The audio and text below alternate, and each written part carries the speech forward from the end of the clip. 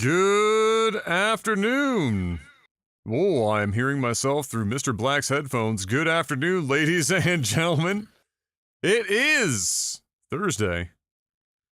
Let me get this back up here.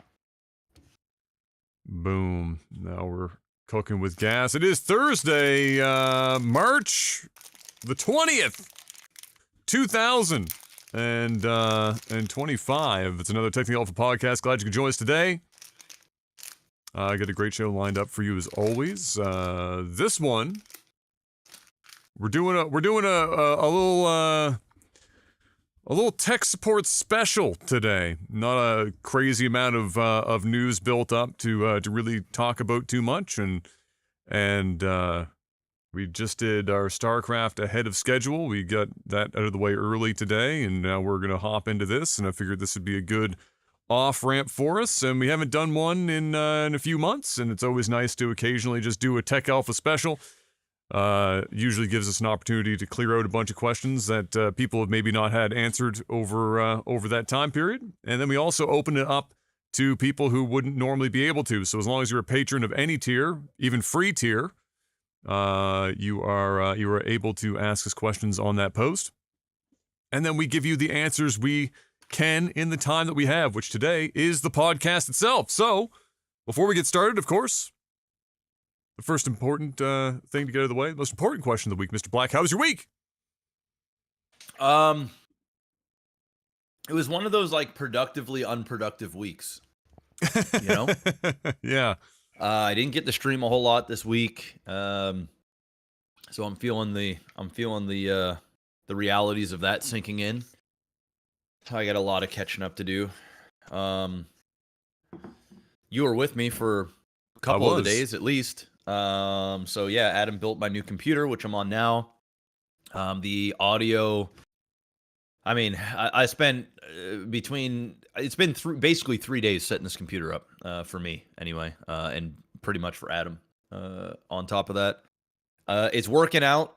So far so good. It's just, I had to make some fundamental changes. The taskbar shit's all kinds of fucky. You can't move that around in Windows 11 Pro. The drivers for my audio interface just did not like Windows 11 Pro. So I'm still using it, but we've had to do a whole bunch of different routing and other drivers to get the stuff to work. So that setup is very different. It's made my audio, I think, probably a little bit better, or at least a little louder. So my shit isn't all cranked up all the time. But it was an okay week. Like, it was a fine week. Like, you know, we got to chill, we build the computer. Yeah. Did a little bit of gaming here and there, but nothing too crazy. But you know, it wasn't a bad week. But you know, as a streamer, when you don't stream that much for a week, man, you're just getting absolutely reamed. So I gotta get back on the horse and wagon and get the grinding. But overall, it was fine week. It's a fine week. Yeah. Almost got the new PC, so that way this thing has a dedicated stream PC. I just ordered my headset for that as well. So come this Saturday, it will be a fully dedicated thing. I got a different webcam up there. The last thing is the headset. I've got a secondary audio interface that I'll hook up, and it'll be a literal headset, so there'll be no more of this swinging arm shit kind of all over the place. Will be nice. And yeah, get back to racing, and we're just waiting on your stuff. So hopefully you'll hear something tomorrow or Saturday and get your stuff hooked up. Yeah, hopefully. Yeah. I mean, my week was so tied to Mr. Black's week that it was almost identical. I just wasn't building my own PC; I was building his. We got we got that done. Like I said, took a couple of days. The first day was just more or less the build itself, and then the second day was getting everything up and running, and as much of the kinks worked out, make sure that everything was stable, and it seems to be pretty stable as it can be. I mean, the reality is right now his computer is like a motherboard that hasn't been out that long on with a graphics card that literally has only been out for 2 weeks, with an operating system that was made by idiots. So it was an experience, to say the least. The the fun parts were, despite the size of the case that he got, which is not the case that I had originally hoped that he was going to get, but they didn't have it in stock. It was on a pallet out back, but they didn't know when they were going to get it in to the actual store. That one we could have top mounted the rad to. But this one, for whatever reason, and I, at first when Jeff told me what case it was, I was like, oh, this is fine. The case is like monstrous. I was like, this is going to be easy. This is going to be the biggest case I've built in a hot minute. This is a Corsair 5000D Airflow. And I was like, oh, easy peasy. As it turns out, Corsair built this case like Ford builds trucks. Fucking massive. Probably dangerous if dropped on a child. And the least effective use of space anyone has ever conceived. Like, this vehicle is the size of 2 old F-150s, but they've managed to make the cabin smaller. Like, this is basically what the 5000D is like. So I would put the motherboard in, which was a standard ATX, and then I go to mount the cooler to the top to just vent out the top of the case. No dice. Bumps up against the VRMs. And I looked into it today because I was building somebody else's computer list, and they'll probably use the same cooler. It's the Liquid Freezer 3, for those who are interested. 360 rad.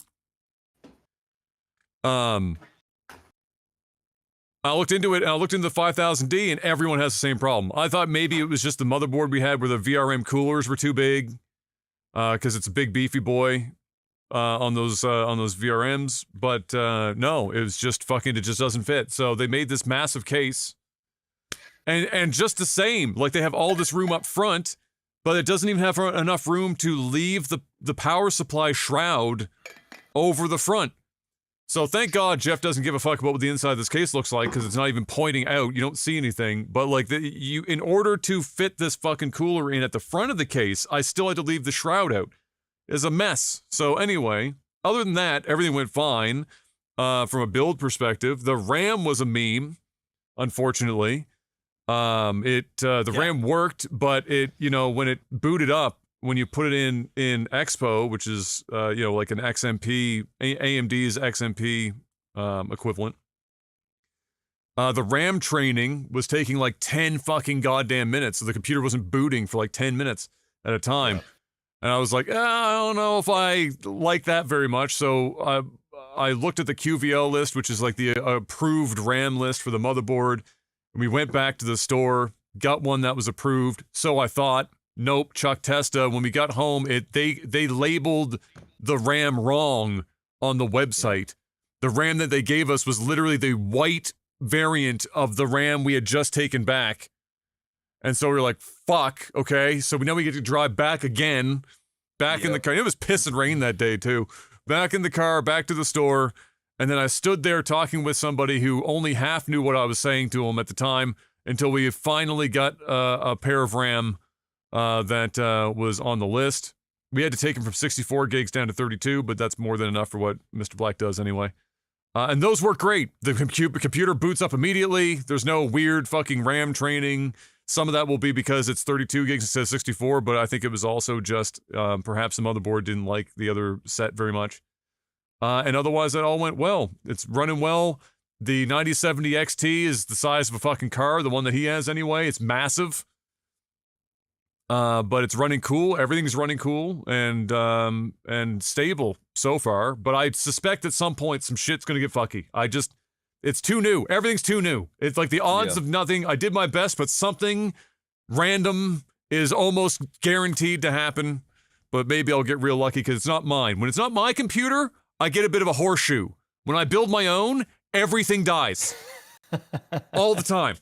It is my curse. It has always been my curse. Your computers, Brian's computers, Hun's computer, didn't matter. Everyone else, first build, flawless. No issues. Bada bing, bada boom. I build mine, get fucked. Everything's blowing up. Nothing works properly. Fucking shit's fucked. The software's fucked. Speaking of software, fuck Windows 11. Microsoft can suck my dick. That operating system is dog shit. You're getting rid of 10 for some reason because you hate everyone. The fact that you can't move the taskbar is one of the most insane things I've ever fucking... I can't even fathom that. I went and looked online because at first I didn't believe it. First I was like, maybe they just hid the option because they've moved shit around in Windows 11. Like the different options are in different places and it's all fucking... they looked at it and said, the wheel? We can reinvent that. We could do that better. And so they've just moved shit everywhere. And I looked online, no, you can't. And the response on Microsoft for Support was, you should submit a suggestions ticket and maybe the team will add the ability to move the taskbar in the future. Crazy work. Crazy work. So Mr. Black, unfortunately, it's bad for him because of his setup. It's a bit of a pain in the ass. But when he gets a different monitor for his main monitor, that won't be a problem anymore. And then like he was talking about the audio, that was an interesting hurdle. I was a little afraid about that, to be honest. When we built it for Windows 11, I was like, yeah, if there's one thing that's going to be fucked, it'll be because audio drivers are fucked anyway. Yeah. And I was like, this is probably, but we found a workaround. It sounds good and it runs fine. So we got it dialed in. That was mostly my week. Honestly, I didn't really do much else. I did my taxes yesterday. That was thrilling from beginning to end. I enjoyed every moment, and I can't wait to do it again next year. And beyond that, that was my whole life. It was just in this week thus far. I look forward to doing some driving sim stuff. Like Mr. Black said, my stuff should be here this weekend, or should be here this week.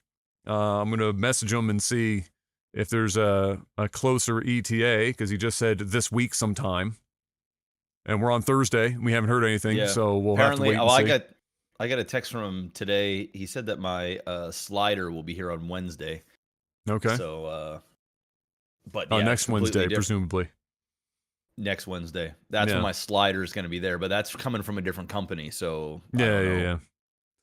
We'll see. Either way, we'll be ready to rock, and I'm looking forward to hopping in and trying that out, and I think I'm most looking forward to time trials. I'm a big time trials guy.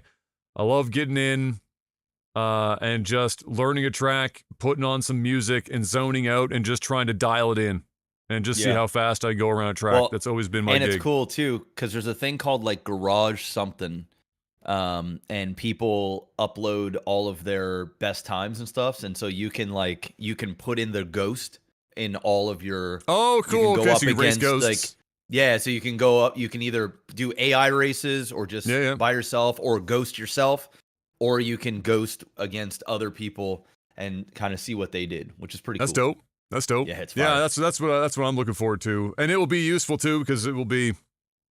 Learning how to drive manual will be the best method of doing it, is just getting out on a track by myself and throwing the car around and stalling it out and blowing it up and destroying transmissions, and then eventually getting good enough to make one full lap, and then hopefully make consecutive laps. But I look forward to that.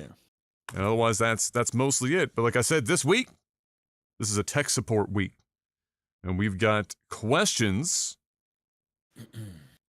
And we've also got answers. Let me bring up Patreon here and just make sure. So if you're listening to this live and you haven't already, you have an opportunity still to possibly get your questions answered.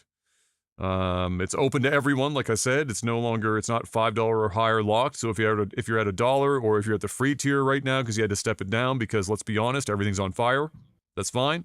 We got you on these. It's open to everyone. Let me hop on over here. Boom, boom. Mr. Meogs, as always, has sneaking in here at the finish line. Let's see what we got here from Mr. Meogs. He said, has there been any interesting developments in the video game industry or any fun games that you've played recently? Well, Mr. Black at least his fun game is iRacing right now. I can tell you that much. I don't think he's been playing anything else, really, but iRacing. No, I haven't played anything else. The only games I've installed on this computer: Marvel Rivals, Stormgate, StarCraft, and Grand Theft Auto 5. That's it. Those are the 4 games I got on my PC. Stormgate, I'm not really ready to, go all in with. Nobody is right now. I'm Yeah. just gonna keep waiting. StarCraft, I'm gonna do another GM run. And plus we do all the casting and stuff, so we needed that. Yeah, of Marvel course. Rivals Yep. was my go-to until I got my sim, and then the sim just took over. Derailed. It just fucking took over. Yeah. So yeah. Yeah, and then Grand Theft Auto for the role play. So that's it. I'm not really looking Not forward into to anything. There's nothing Yeah. really. Obviously Grand Theft Auto 6 is supposed to come out late this year. So, obviously that'll be a game that I'll get. But again, the role play side of things and like the custom servers and stuff like that, it's That's a it's ways it's out. all going to be console. So Yep. we're going to have to wait probably another 18 months after that to 2 years to get a PC port. So, I mean, we'll see what happens. And then Very they'll true. cash in again, and everybody will buy the game again. Yeah,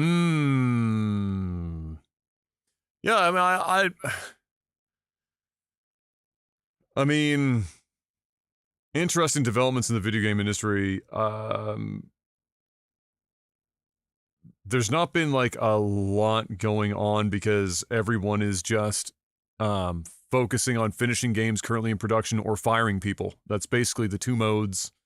And then when they finish something, they then fire people. That's kind of where we're at still right now. There's only a couple of developers and publishers that I am aware of that have been actively hiring or going out of their way to find people to expand. Rockstar is one of them, coincidentally. They just bought out, as we talked about, I think on the last podcast that we recorded, they just bought out the developer that had originally been in charge of doing the GTA trilogy remaster and renamed them, I think, Rockstar Australia, if I'm not mistaken. But most people are just basically laying off, cutting back after overhiring during the free money period. And so a lot of like the cool developments are kind of limited. There's not a hell of a lot going on. As far as games are concerned, like I said, I think also in a similar question, Claire Obscure Expedition 33 comes out next month, and I'm looking forward to that. Other than that, and getting my hands on some iRacing, I'm not really like looking forward to anything crazy. And the industry, I just gotta keep it a buck. The industry puts out some banger games occasionally. There's some good stuff, but like the vibe. If I was just doing a vibe check of video games right now, the vibe is doo doo. The vibe is doo doo. Like there are a couple of games that are going to come out that'll be, that they're always expect to be good. When a new Mario game comes out, or when FromSoft puts out their next game, or shit like that. There are things that are just expected to be good.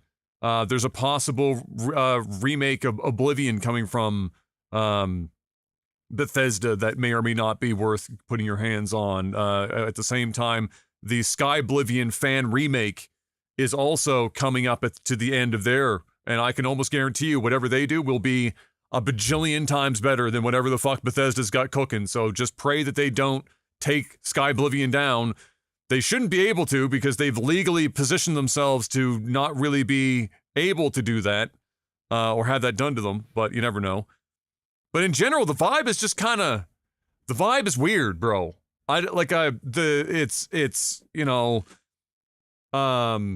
We've moved from console wars into, like, console wars are still there, but they're like in the background, and now all you see is like people complaining about like the size of female like character titties and whether or not you can see their ass cheeks, and if you can't, then they apparently look like a grenade, or they'll get like everyone gets super hung up on like the moment that you can pick anything other than like he, she, like if it's even like type A, type B, like even that draws fucking crazy. Like the whole fucking video game world on X and YouTube is some sort of like massive content machine where everyone just screeches at it, instead of just like, okay, yeah, maybe you're not like a fan of having the pronoun shit in there. I certainly would never personally choose to use them. I that's not me. But I can also just, choose to not use them And then I'm more worried, is the game good? But we've moved on from is game good? And then there's like this crazy hyper focus on is game woke. And like, and the people that focus on that are also will like oddly ignore aspects of other games that they'll praise that are like ironically, arguably more woke than the games that they're complaining about, like Cyberpunk or some shit. Or they'll say the craziest one I've heard yet, and is more poignant now than it has been in a while because we got the DS2 trailer from Kojima, Death Stranding 2. Was that because somebody was like, Kojima's gone full woke, man. He never used to make things about politics.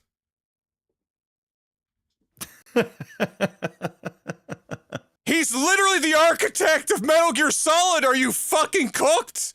So like people like the vibe, like the vibe is fucking weird. Like people have got their priorities in the strangest fucking places right now when it comes to games. And it's not helping because we already are getting fed a lot of just really generic, get it out the door, appeal to the most amount of people in the hopes to make the most amount of money, corporate ass video games. Yeah. But then when we get games that fall like outside of that discourse just follows it. And so even if we have like pretty decent, like an 8 out of 10 game, it's like, Jesus Christ, it's like the vultures are insane. So the vibe is weird. It's very fucking weird. But we still get some breakthrough stuff. Thank fuck that is good. But I do look forward to. I don't know what they're going to latch on to next. I'm hoping that this version of the console war, like that, and when I say console war, I mean like the discourse around games, because we had console wars were like around for a long time. And like I said, they're still here, but they're just backseat right now to something else. I'm just what's the next thing? I need something to at least change it up. I can't listen to mouth breathers saying Kojima never used to be about politics. I can't listen to that shit anymore. I need to like have somebody complain about something else. But yeah, it's a bit of a weird thing. So yeah, development wise, I don't think there's anything crazy going on really. Games I played recently, I played a couple of like smaller indie golf games that were kind of fun. I played one that's kind of like a throwback to the SNES era. 3-button press. Even the graphics are kind of almost like the old SNES golf games. That was a little indie title. Got picked that up for like $10. That was kind of a fun time. And then another one that was like a mini golf one that I was playing with the community. That was kind of dope. Lots of community creations. One person in it recreated. What was it like? How many does he have? Like 12 or something? 12 or so, 18 or more hole courses built within various locations within Lord of the Rings. Wow. And like they're like every hole is themed. Like, so you're like in Moria, or you're in like, you know, you're basically like under the watching fucking eye and all this shit, and everything's it's crazy. Like the level is of detail is insane. So that was kind of fun. And you know, I think Marvel Rivals is still a standout for sure, as far as like games that are more mass appealing, that are at least produced well, which was nice to see. And it seems like developers that are listening to the community in constructive ways, because you can definitely listen to the community too much. But generally speaking, I mean, it just feels like we're in a bit of a weird fucking spot right now. But I am looking forward to Expedition 33. Fingers crossed. And we'll see what happens after this year. I think this whole year is going to be weird for games. I think GTA 6, well, like if you're going to choose a marker for like, you know, the before and after Christ moment, I think we got GTA 6. After that, I think we'll probably, Nintendo hopefully Switch the 2. vibe, yeah, like the Switch 2, GTA 6, the vibe, I think might change up a bit on that one. But we got to make it to the end of the year. We got to survive. We got to be out here.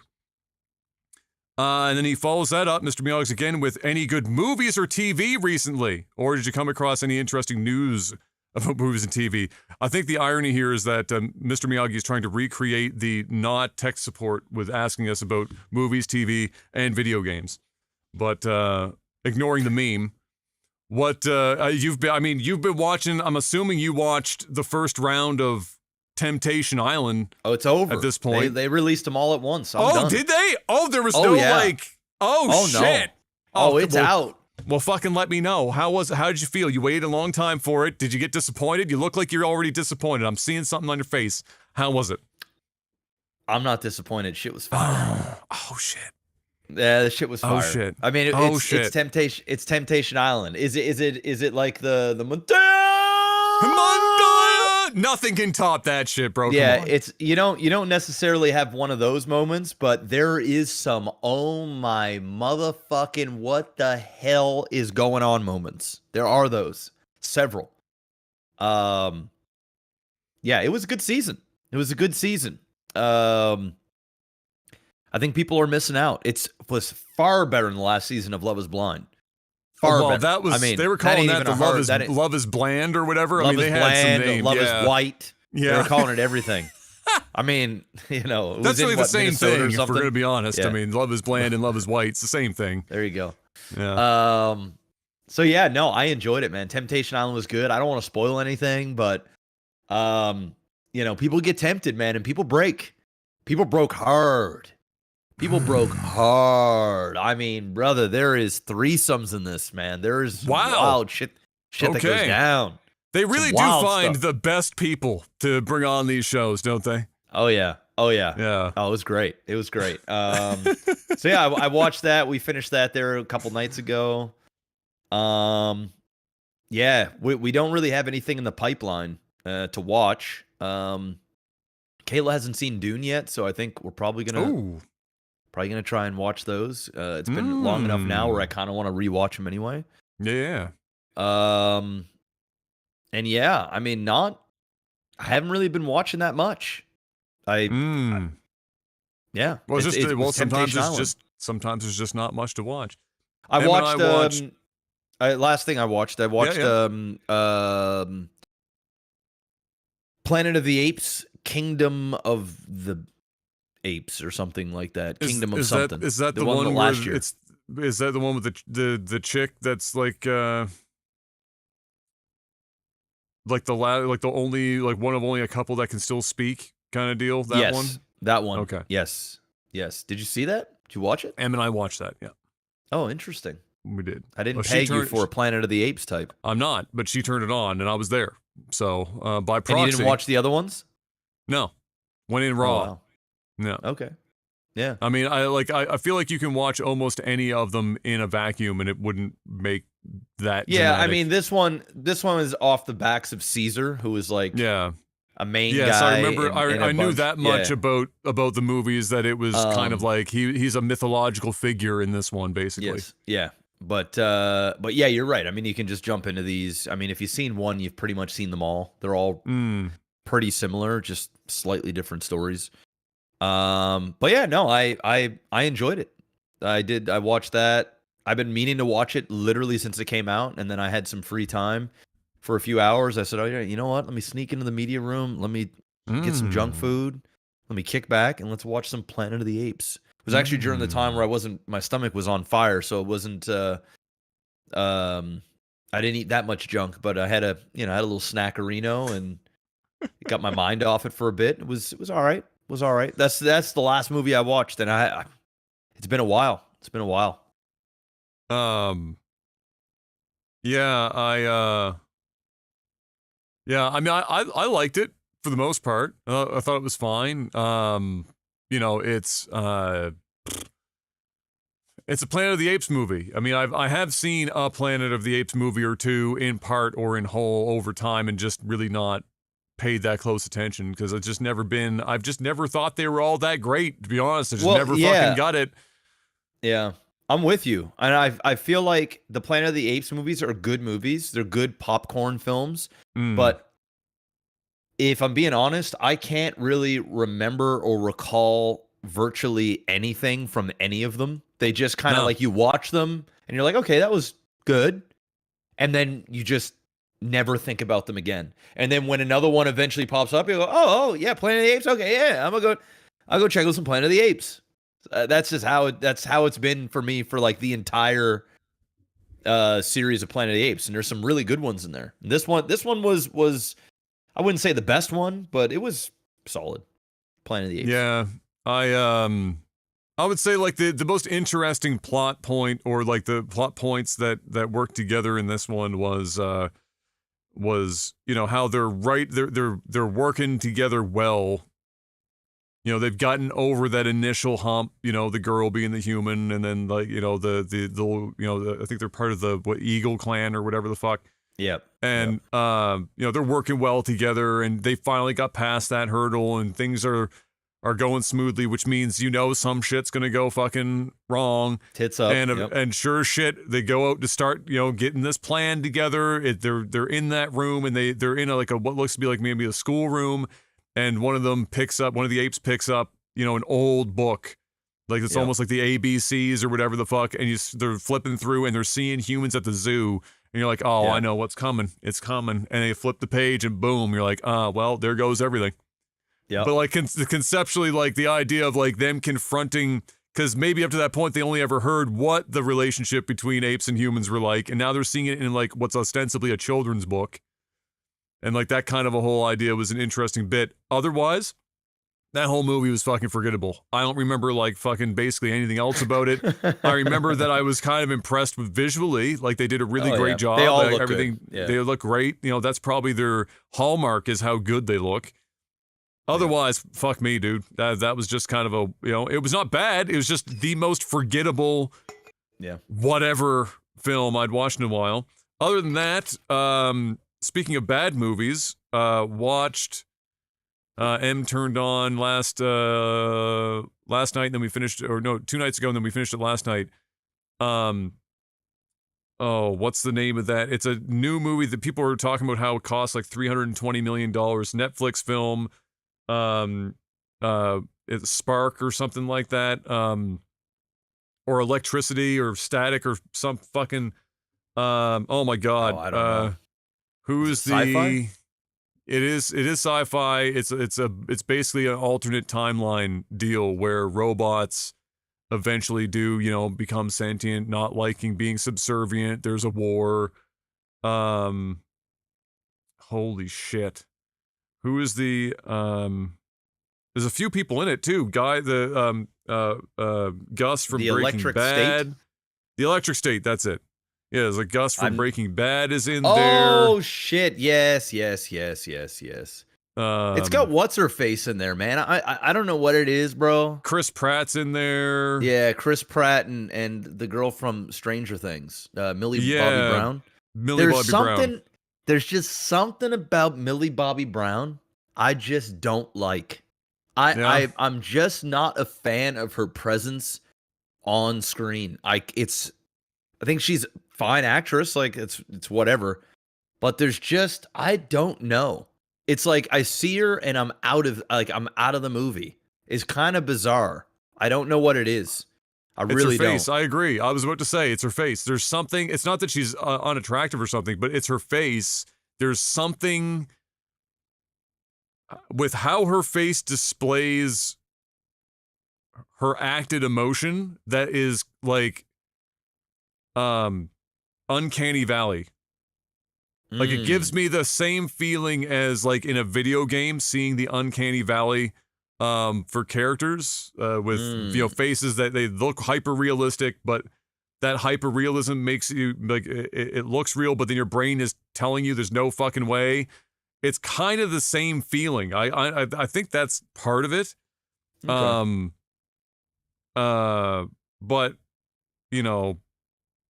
she was fine. I mean, she was fine in it. It was whatever. It was just generally speaking, the movie was just not great. For $320 million, you can't like that. No, like that movie should have been like a $120 million indie flick. Not spending all your money on Millie Bobby Brown, Chris Pratt, like his name's escaping me, but Gus from Breaking Bad. Yeah. And there's more in there too. A lot of people are in there. Yeah, there's like five what you could argue to be A-listers in that. Or upper B tier in a few of them. And so there's a lot of money just in that. And then it's heavily CGI 3D. just So like that's an expense on top of that too. And so it was just and they, I don't know, like everything about, I couldn't tell who the movie was for. I didn't know if this was supposed to be a movie to watch with like your kids, like slightly older kids, because of the themes and stuff in it. It kind of played that way, but then it would like kind of get away from that. They did some really heavy-handed fucking foreshadowing that was just super dumb in the first 30 minutes that told you the entire fucking plot of the rest of the movie.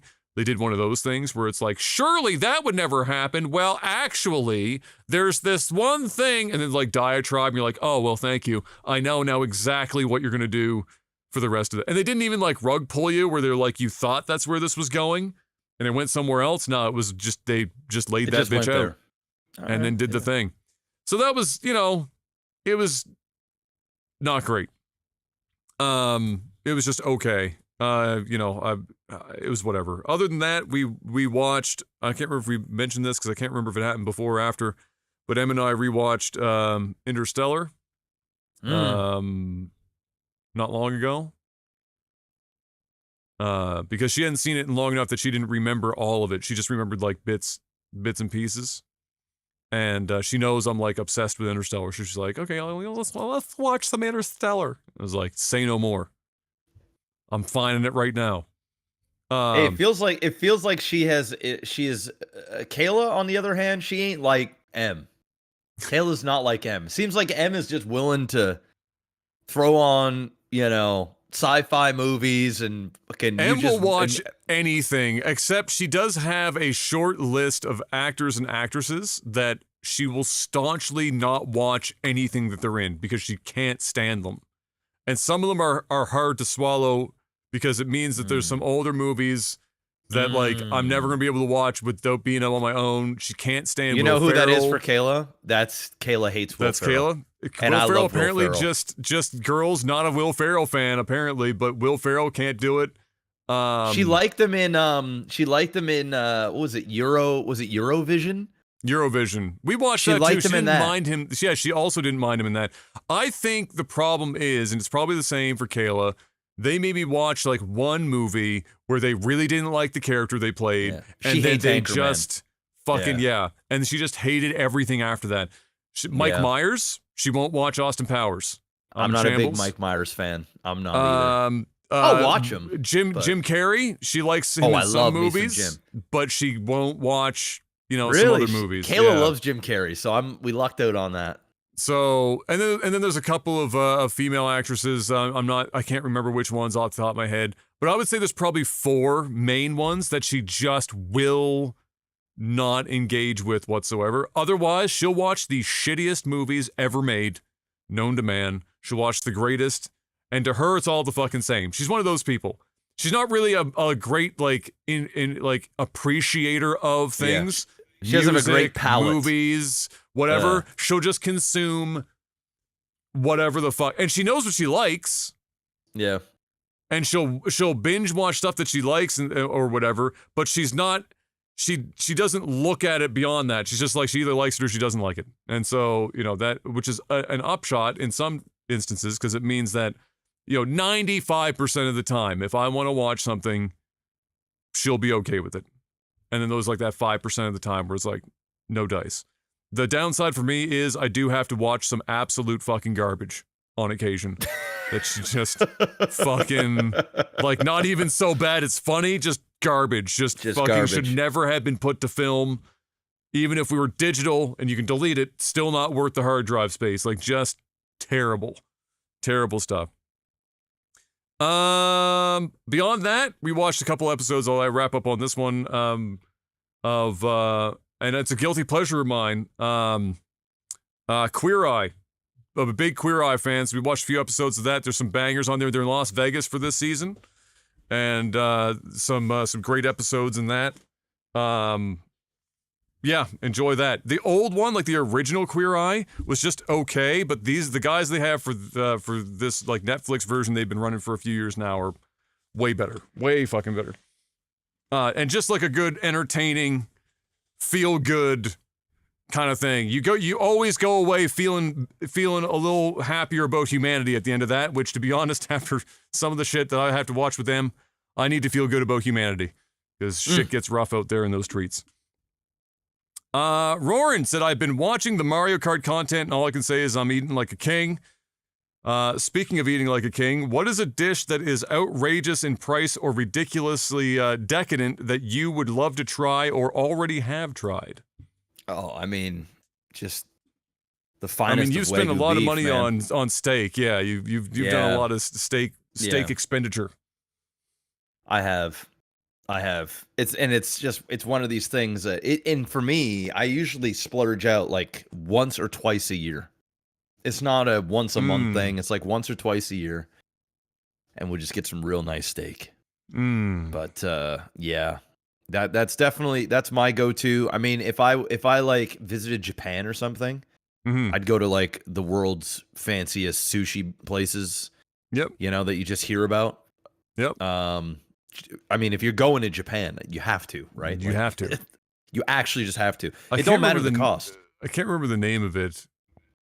Jiro or something like that. I can't. It's escaping me. But it is like a 3 or 4 month waiting list. So you gotta book that shit like, way in advance. And you have to. You have to go and you have to experience it. Yeah. I wouldn't forgive myself if I traveled all the way to Japan and didn't ball the fuck out at the absolute best places to eat sushi ever. Because I'm probably only ever going to go once in my life. So 100%. It's time. It's time. 100%. I mean, like the most expensive meals I've ever eaten were Italian food. Steak would be the second most expensive. But I can't bring myself to spend that much money on steak because, like, for me, it's just like I can cook steak myself. So, like, I could buy the beef, which would still cost a fortune, but I'd also save 80% of the fucking cost by just cooking the fucker at home. It's not that hard to cook steak. But Italian food done fancy, that's a little bit more difficult, a little bit more effort involved. I would fuck that up every single time. And so when I go out to eat, that's kind of my goal. I think about that. It's like, can I make this at home? Usually is my thought. If I'm spending like a lot of money, if I'm just going out to eat like a normal whatever, just kind of then I don't care. I'm having a burger, fucking whatnot. But if I'm going out to spend a bunch of money, Em and I are going out fancy. My first point is, can I make this at home? If no, okay, I'll spend a bunch of money on it. But if I can make that shit at home with like absolutely zero effort, it pains me to go out and just pay somebody else to do it. Yeah, and pay somebody else to do it. It's just hurtful. But Italian food, I cannot fucking do that shit to save my life. So Don Maurizio's is where I've spent the most money, I think, in the city multiple times for Italian food.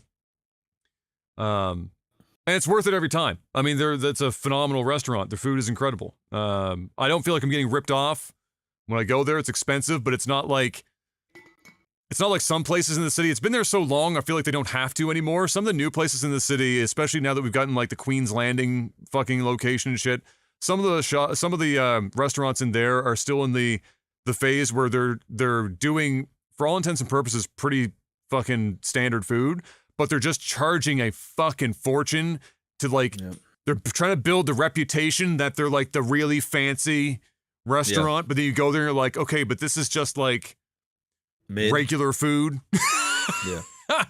But like, it's the ambiance. We spent $50,000 on this light fixture and there's smooth jazz played over fucking Bose sound system and you can see the water.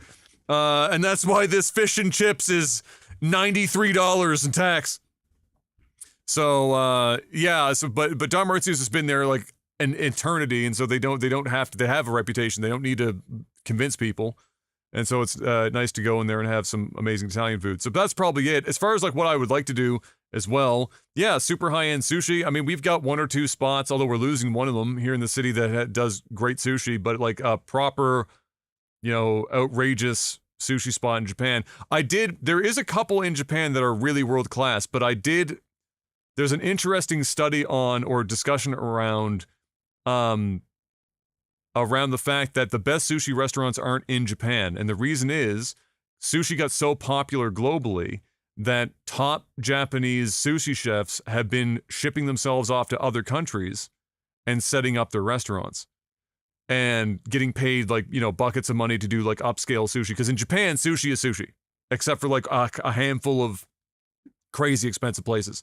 But you take a high-end sushi chef from Japan and you plop his ass in like Dubai, and now you're charging like 80,000 times more, and you can pay, the sushi chef's getting paid quadrillions of dollars more than they would back home. It's incentivized a lot of the best sushi chefs to leave Japan and go elsewhere. But there are still a couple, like the ones we mentioned, 3 or 4 months book in advance. I'd love to experience that someday.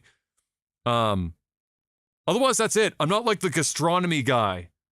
I don't like if I sit down at a Michelin star restaurant and somebody brings out some shit and they take off a glass dome because it's filled with smoke, truffle smoke, and they're like wafting it, and then somebody like fucking lights my shit on fire and is fucking doing like a crazy fucking sword dance on the side and fucking do whatever, serving me up some shit. I don't give a fuck. And then they bring it out and it's on a plate like this big, and they're like, yeah, oh yeah. I'll be honest, when these places do that stuff, it actually makes me think that the dish isn't as good as what they think it is, because they got to do so much. You just got to let the dish speak for itself. I don't need fireworks going off. I don't need my dish to be playing Hans Zimmer while I'm putting my fork through it for the first time. Bring it out, octopus, and the octopus is playing seriously Interstellar tracks. I mean, it comes out. They pour like lime juice on like raw squid, so it like the legs are moving, like, and it just so happens to be playing fucking Interstellar music.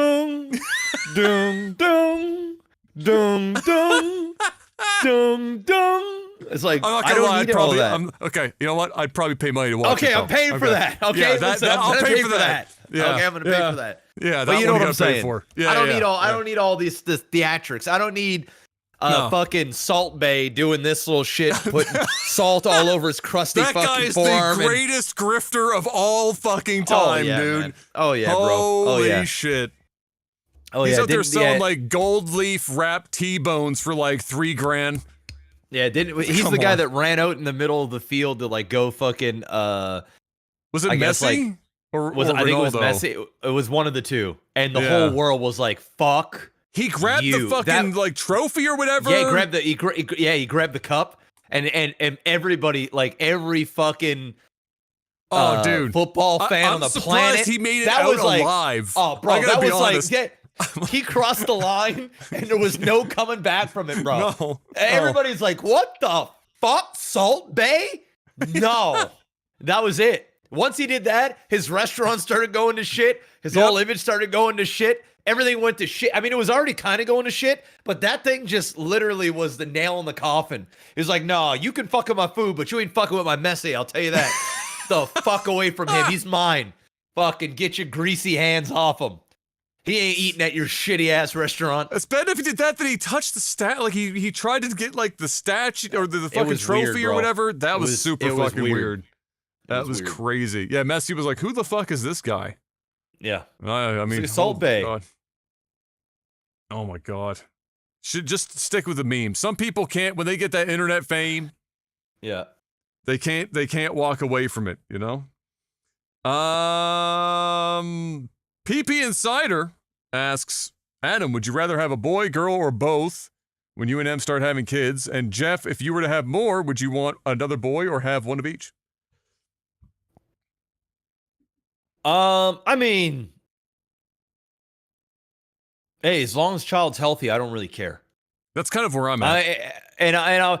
I'll be honest, that's just pretty much, obviously for my first child, deep down I wanted a son, to carry the name, and it's just one of these things.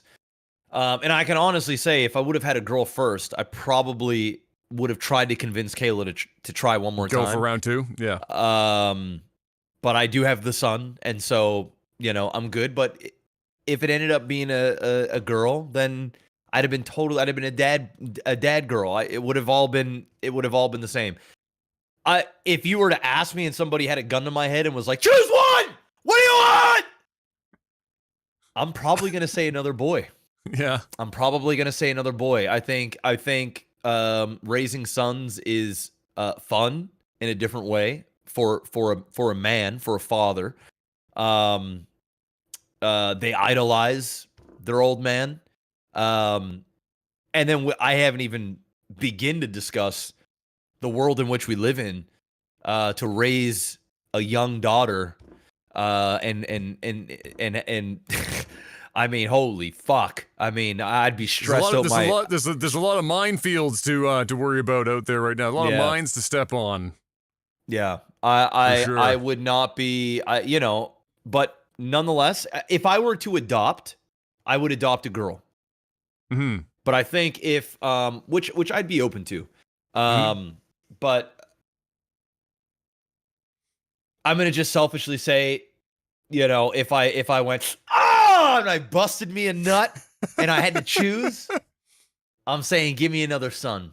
I'm saying give me another son. Why not? Why not? But most importantly, give me a baby that's healthy. At the end of the day, the gender is whatever. I don't really care. Yeah. But we're Em and I are on the same page there. We don't really care as long as it's as long as the child's healthy. She does. I think Em has said multiple times she wants a boy. So yeah, so did Kayla. But either way, the most important thing is that they're just they're healthy. That's all there is to it. And then everything else on top of that is just bonus material at that point. If we were to have two though, 1 and 1, I think would be what I'd like. But again, health over everything doesn't matter. And we discussed adoption too, depending on how life goes and whatnot. We both are open to the idea depending on situations and again, I don't think either of those, it's whatever.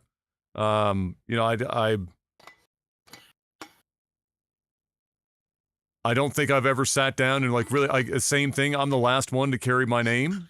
So if it's a boy, great, but I don't want to.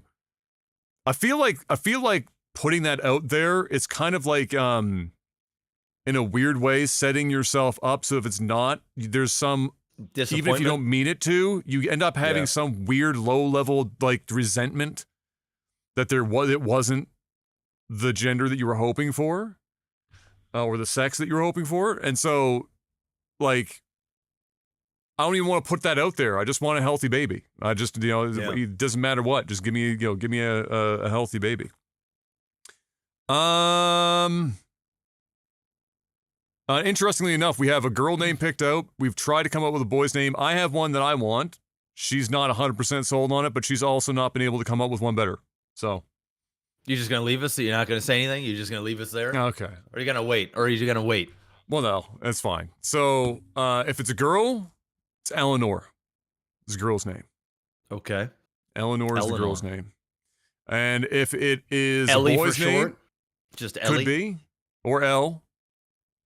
Because we have M as well, so it'd be the L and M.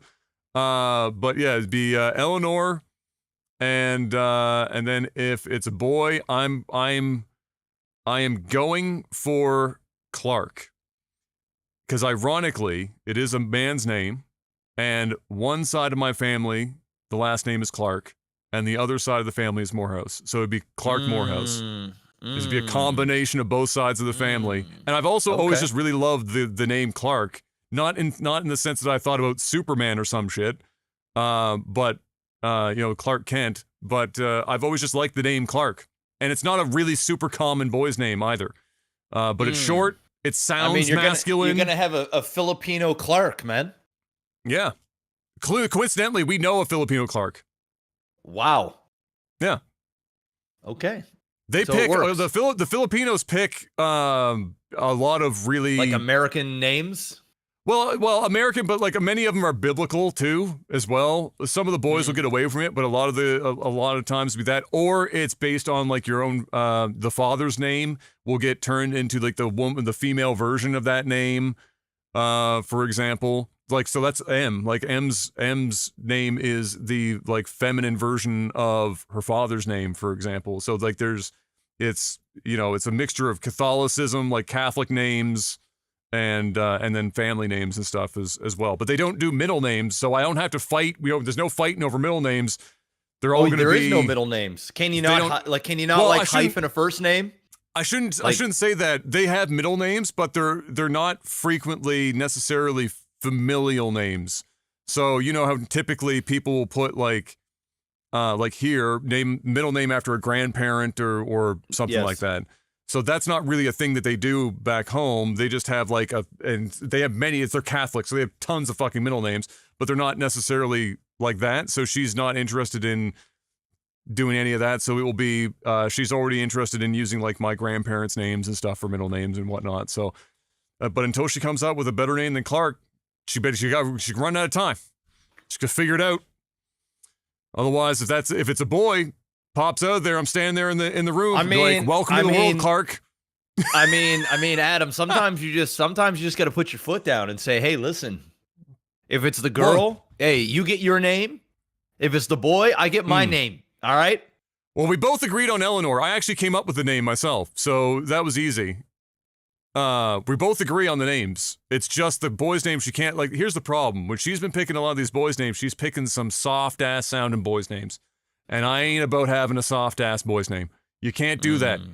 You can't. You're setting them up for some shit in life. You cannot. You can't have Jeff. No, Jeff. That's why your name was shortened to Jeff, but at home it's Jeffrey. Because if you walk around Jeffrey, that shit is Charmin soft. But Jeff, that's okay. That's fine. All right. That's good. But like she coming up with some crazy. I'm not gonna say him because there's probably some in the crowd right now named that. I don't want to do him dirty. But you know, she came up with some. Now I was like, give us one, man. Just throw one out there. Just give us one. Just give us one. Give us one softy. Give us one soft soy. Fucking just give it to us. What was? Give us one soft ass name, Adam. I'm so sorry because he's okay. I'm so sorry. No, he's in chat. Oh, I can't. All right, I'm sorry. Oh, he's in chat. I can't do that one. Man. I can't do that one. Oh, well now he knows who it is. No, he don't know. But okay, so one that I was like, it's just not because the only one that I could ever like, I can't. What was it? Oh my God, it was it started with an E. Elliot? She did say Elliot once. Well, that's not that soft. Elliot, I know an Elliot. Elliot. No, ain't about that life. Most of the E's are a bit rough for me, like Edward, Elliot, Ethan. Edward, no, Ethan. Ethan's okay. Edward, nah, bro. She said, I'll say it. She said Lucas, and I couldn't. I have an association with like several Lucases in my life, and not a single one of them. I'm not saying it's the point in chat right now. I apologize, but no Lucas in my life has not been a soft boy bitch that got bullied. I'm sorry. It just had to be said. I'd not one. And if I named my own son Lucas, I'd be bullying him myself. I couldn't do it. Yeah. I can't. I mean, my son's name's Kai. But that's not soft. It's a cool name though. It's a cool name, and it's relatively unique in the grand scheme of things. It's not soft, and it doesn't sound soft because there's names, and then there's also the problem of association with people you knew, right? And so there's lots of the bring up names and stuff. You're like, nah, can't, nope, not a chance, nope, can't do it. And so Zeth's in shambles. I'm sorry. I apologize, Zeth. I saw you chat. I was like, damn it, I can't. But damn, bro. It had to be dirty, done. bro. Did him dirty. But yeah, like there's a lot of guys' names that are like in vogue right now that M would be bringing out, and a lot of the ones that are like popular are just no, bro, no. Clark, it is. It is. That's just the one. And there's only so many names that sound even remotely okay with my last name. Is the other problem. Like Morehouse is not a name that sounds great with a lot of other names. And so if you look in our family tree, like there's like 5 fucking men's names for a reason. It's not we didn't get real creative because everyone had the same problem. I've got it, Adam. I think I know how you can convince M to go with Clark. What do we got?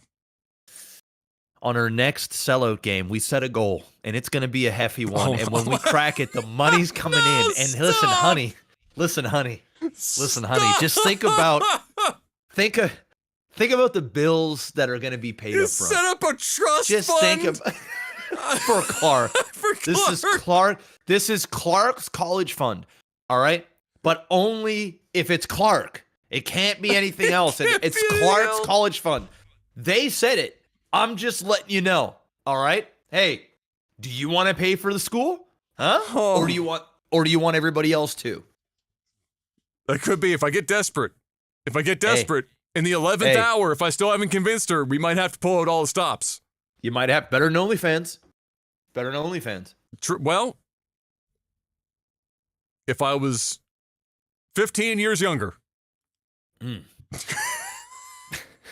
6 inches longer.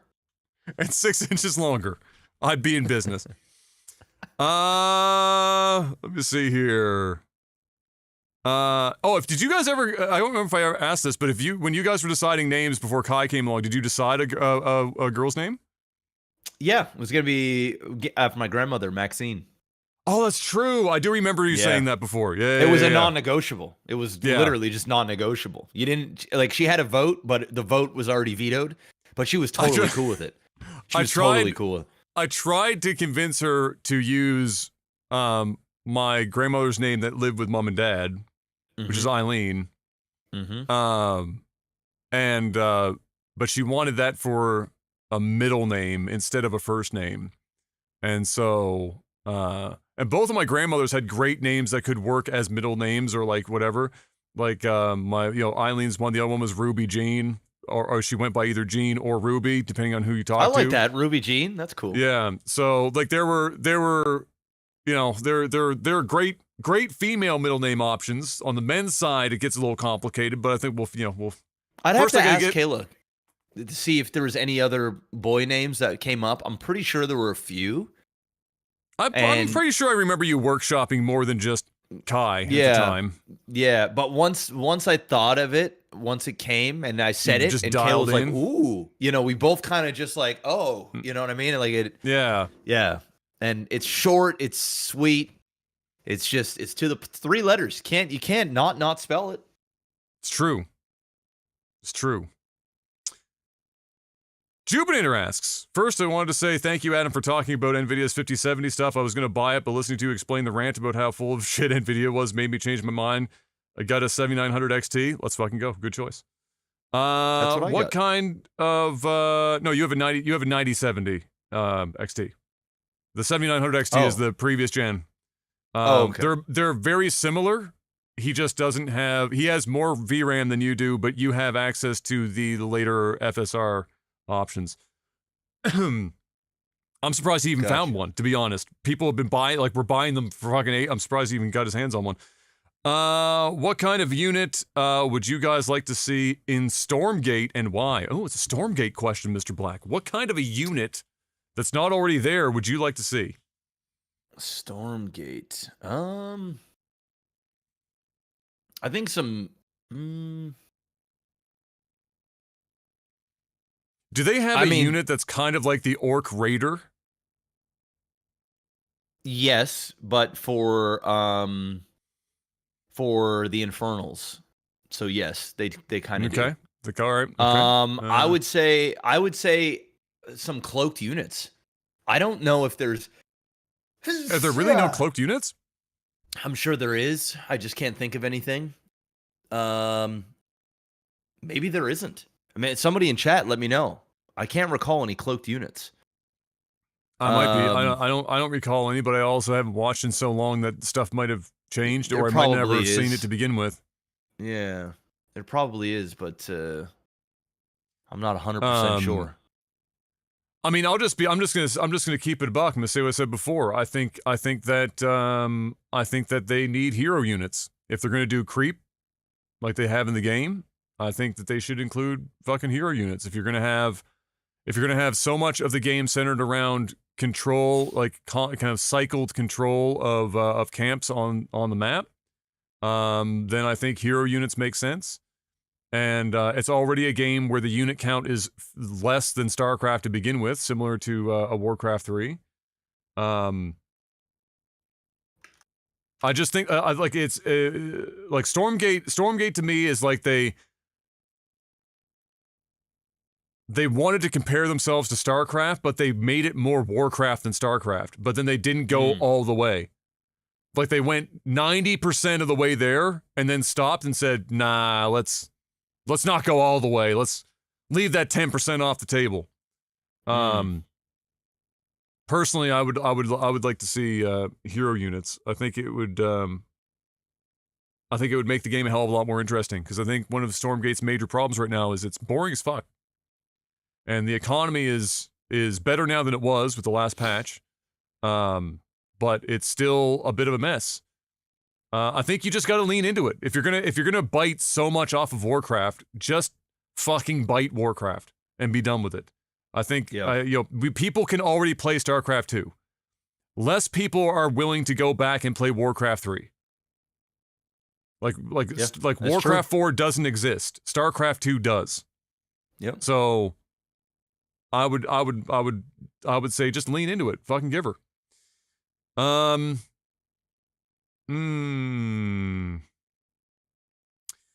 Shankadactyl, Adam, would you ever consider publishing a recommended gaming PC build or builds for LAGTV like every 6 months or so? You seem to keep up with everything and have based opinions on hardware. I mean, listen, could I do that? Yes. Am I likely to do it? Probably not. I mean, the reality is that everyone's situation is so fucking specific. I could put out like really general things, but you know, stuff can change with enough frequency that it would be, I would feel bad if I neglected it and people were still using them as benchmarks. That's why when people come to me and ask if I can help with it, I do it in the moment and I find what their individual budget is and then I build what works for that budget. But I mean, and you'll hear me on the podcast whenever I have an opportunity talk about the real bad shit to avoid. But otherwise, yeah, I mean, it is what it is. I also used to do that a lot more frequently, in all honesty, and I had to stop because so many people were requesting, and it takes a lot of time to do well, and I wasn't getting You just gotta paid. start charging for it. Yeah, I did. Charge for it. And as soon as I did, people stopped. And I didn't even charge a lot. I think it was like $50. I was like, I'll put the list together for you for $50. That ain't, but people were like, nah, not interested.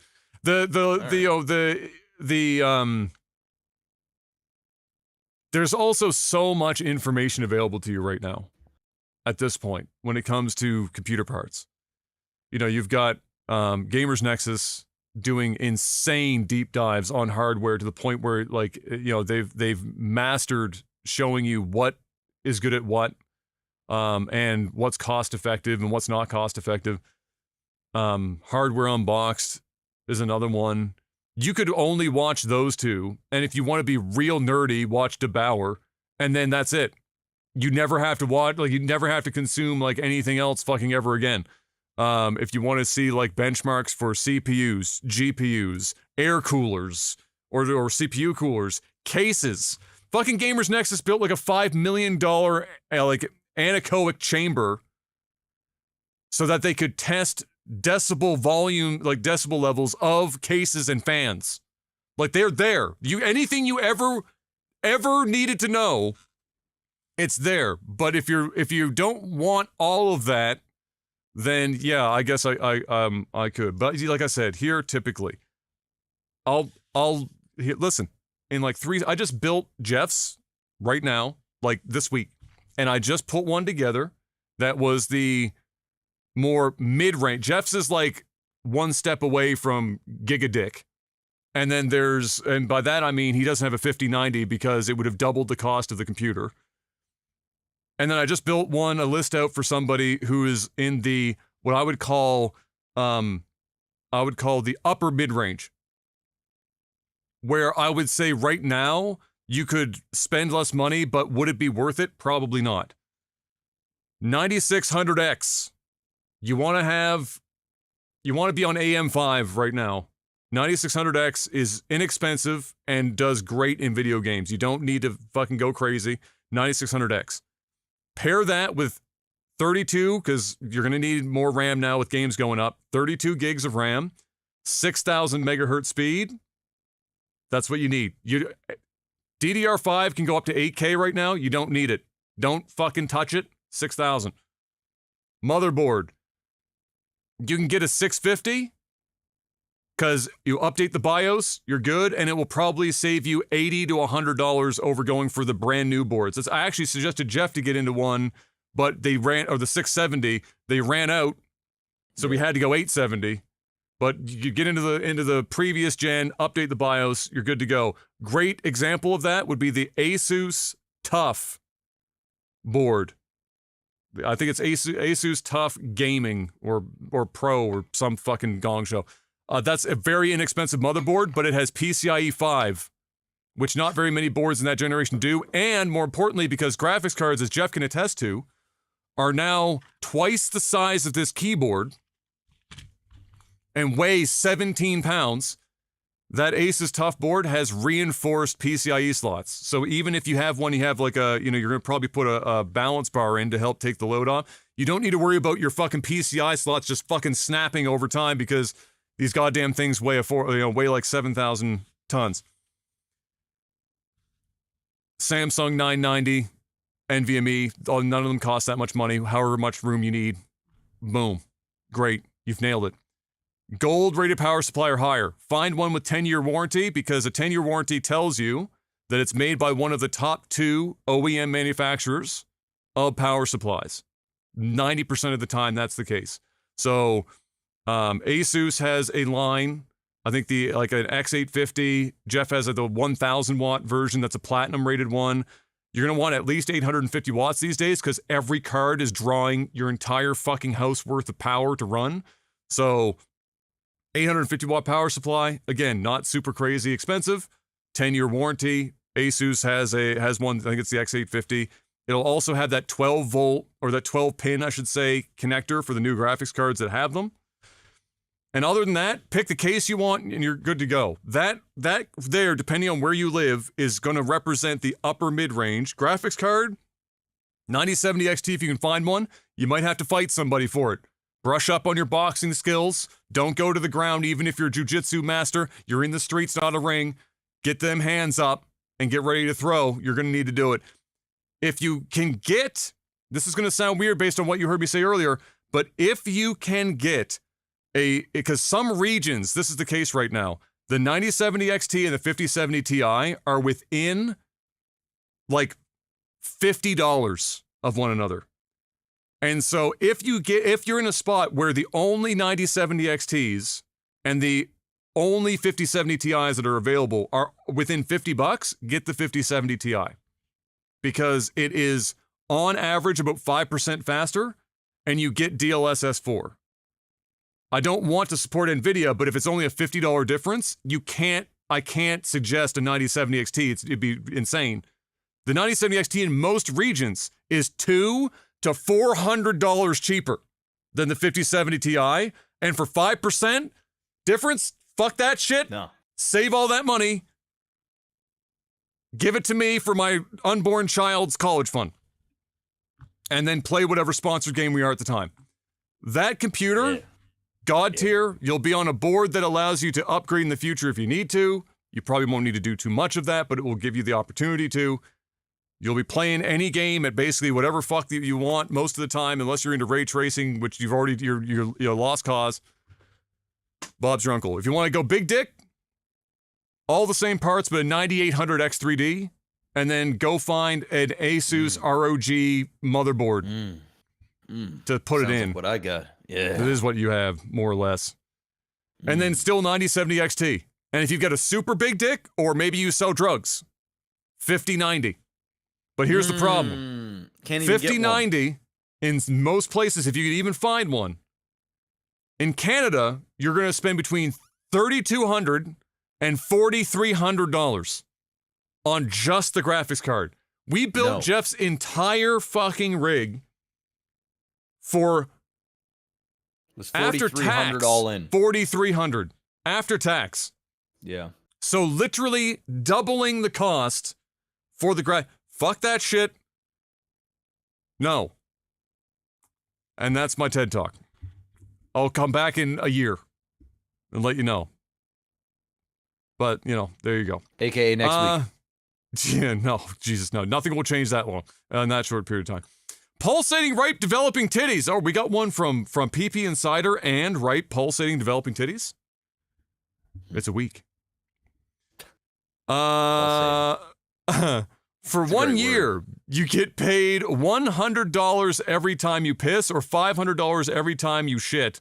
Which one do you take? Oh, I'm taking the $100 piss. Oh, 100%. I'm just drinking water like it's bro. going into style. That's it, man. When you eat food, you got to at least let the shit digest, right? Oh, yeah. And you're going to be gaining weight because you're just going to want to keep eating to get that money.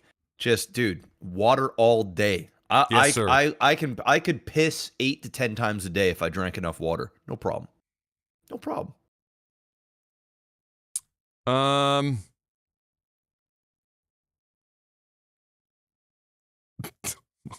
What?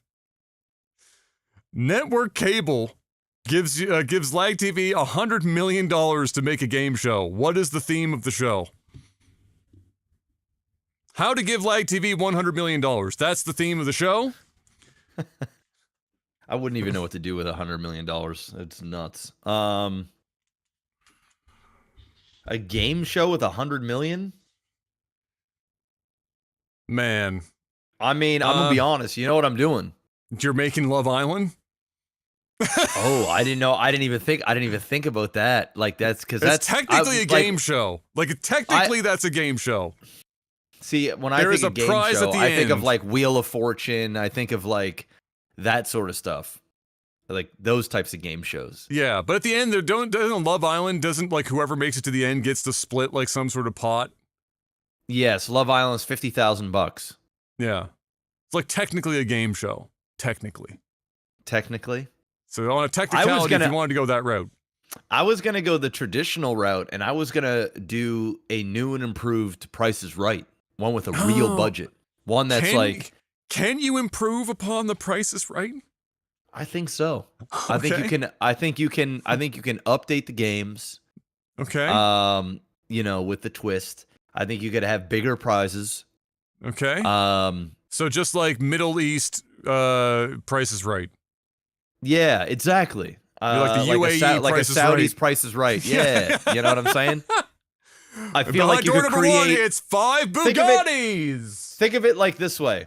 It would be like American Ninja Warrior meets Price is Right, where it's like where there's a storyline. You're following somebody's. You know what I mean? Like it isn't a one-off deal. It's almost like a league. You know what I mean? The best Price is Right people are there, and they're competing for the championship. You know what I'm saying? With the big prize at the end. So it's not just, hey, let's just get lucky and spin the wheel. You know, oh, let's just, you know, what's the price of these eggs? You know, we're going deeper, right? There's going to be, the games are challenging. It requires more than just looking at the audience and mouthing 100, 400, 4. No, it's gonna be intense. So yeah, I'm gonna go with that. Okay. You don't even want to get me on a reality TV show. You know, like I'd have to put some thought into it, but it would be diabolical. Most of them do put thoughts in them.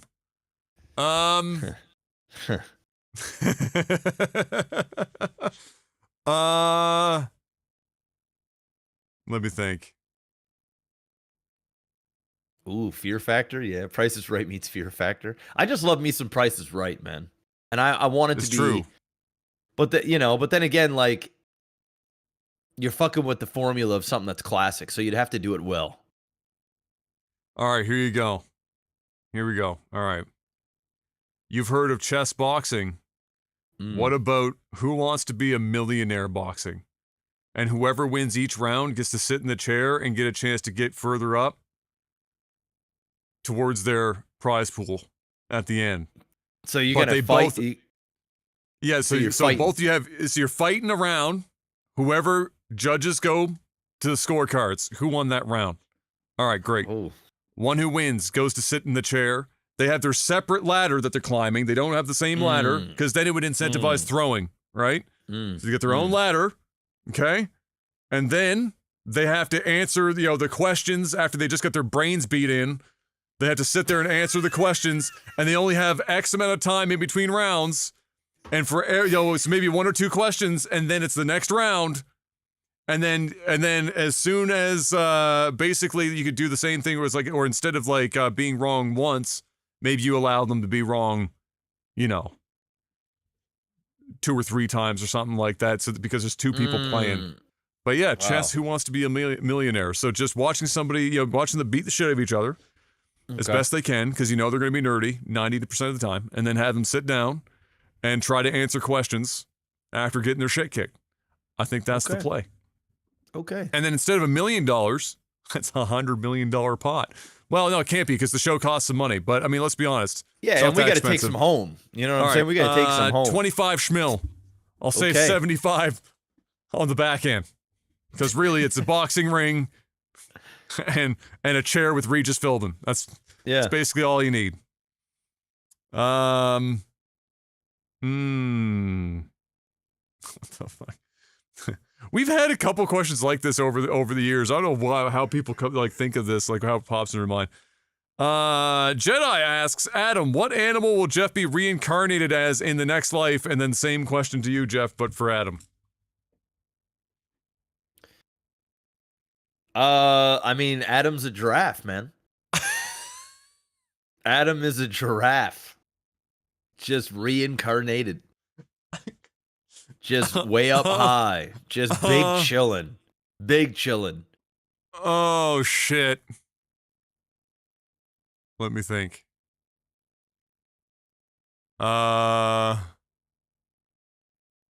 Shit. It's okay to get a little racist here, Adam. I'm not gonna, you know what I'm saying? I'm not gonna blame you for... that's too easy. I can't be like, he's coming back, he's coming back a gorilla. That's too easy. I was gonna go that route, but not a gorilla. I was gonna go with don't chimpanzee me or some shit, bro. like the macaques or whatever the fuck, where they're just really loud, smaller but really loud. Do they just masturbate just out of the open, just give zero fucks? Are they just like... I don't know, but that would be I feel like if you're gonna get reincarnated as something, nobody cares if a monkey just whips his cock out and starts stroking. Nobody cares. They find it endearing and funny. Look at him, he's stroking one off. Oh shit, he's eating his own cum. That's weird, but it's funny. What the fuck? I feel like if you're gonna be reincarnated into something, give me this. Let me jump around. You know what I'm saying? Everyone's like, oh, it's a monkey. It's so cute. It's so, and you're not going to get in trouble for it. It's great. That's the one. Jeff answered my question. He's coming back as a monkey jerking off in public. Clear. Wow. And we'll both be in the same zoo. I'll just be the giraffe in the background, thankfully visually as far away as possible by height, away from whatever's happening below, as children are mortified and parents try to explain to them what's happening. I'm going to climb all the way up your neck and sit on your fucking head and rub one out.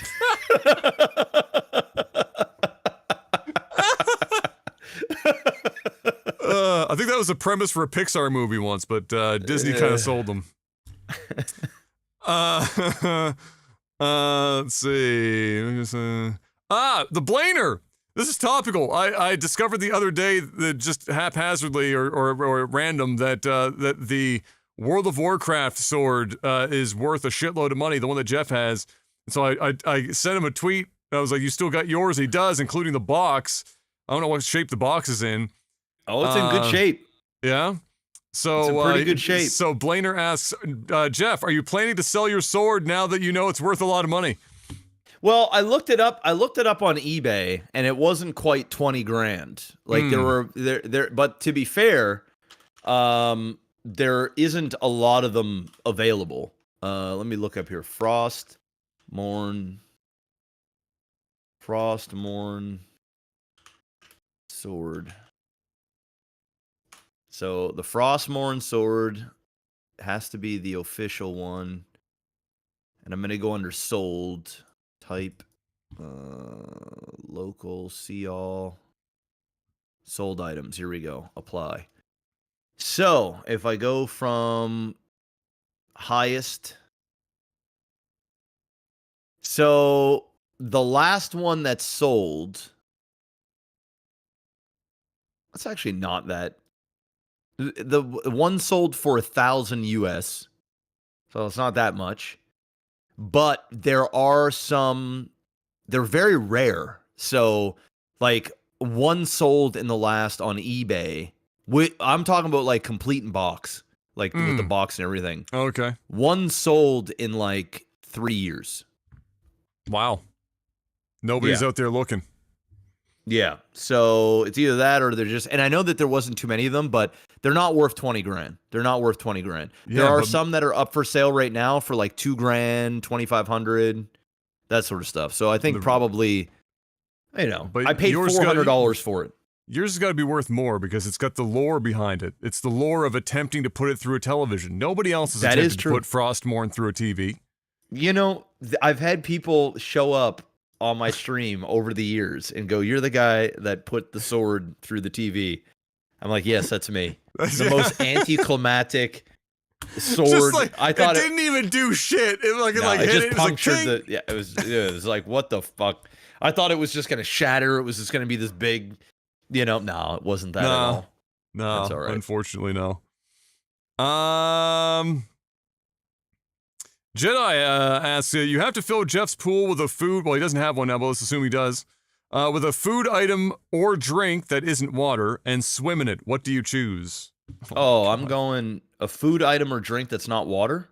Yeah, that we're swimming in. I'm going Jello. Oh, get me in on that Jello. Oh, I'm going purple.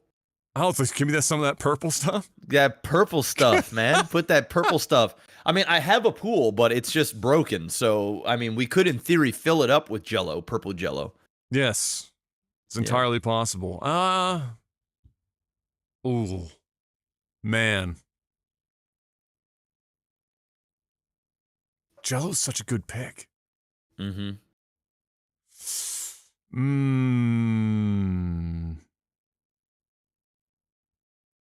Oh my god. I mean, do you just say like pudding? Like a chocolate pudding or some shit? Yeah, you could. Or do you or like I'd swim in rice pudding. I fucks with rice pudding. I'd swim in some rice pudding.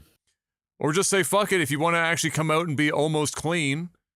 Just fill it straight up with fill it with alcohol. Just chew your alcohol of choice. Do that. Fill it with rum, fill it with vodka. Just get hammered while you swim. What could possibly go wrong? Hey, idea. Jello shots. Fill it with Jello that has alcohol in it. Boom. Oh, the best of both worlds. That's it. You just won the question. Vodka Jello shots in the pool. That's the one. This goes out to from Dapper. He said this one. Oh, sorry. This comes in from Dapper, who says this one goes out to Jeff. Are you planning on doing a Rocky training montage to train in Mario Kart to finally beat Adam, or maybe sub Kai in to put Adam in his place? Listen, man, there's gonna be a future sellout, and there's gonna be a future comeback. All right, and I will train, and I will train hard. You guys still haven't even seen episode 3 yet. All right? There's more. Okay, there's more. There's it ain't more. Over. All right, it ain't over. But just know, I'm coming back. I'm coming back. You know, I may have trolled Adam with the Mario 64, but he trolled me hard, extra hard, with the Mario Kart 8. It's okay. I'll be back. I look forward to the competition. It's going to be good. George asks, did having kids change your life and the risks you may take or have taken? I already know a couple of these for Jeff. Yes and yes. Yeah. Yes and yes. You got rid of your bike. Yes. I sold that immediately. Or actually, my dad took it. Yeah. I mean, how can it not change your life? Your life just ain't the same when the kids come in every conceivable way. So, Yes, big changes. The thought of like where to live, schooling, school districts, fucking, you know, not being able to travel the way that you used to be able to just get up and go. You know what I mean? Like to an extent.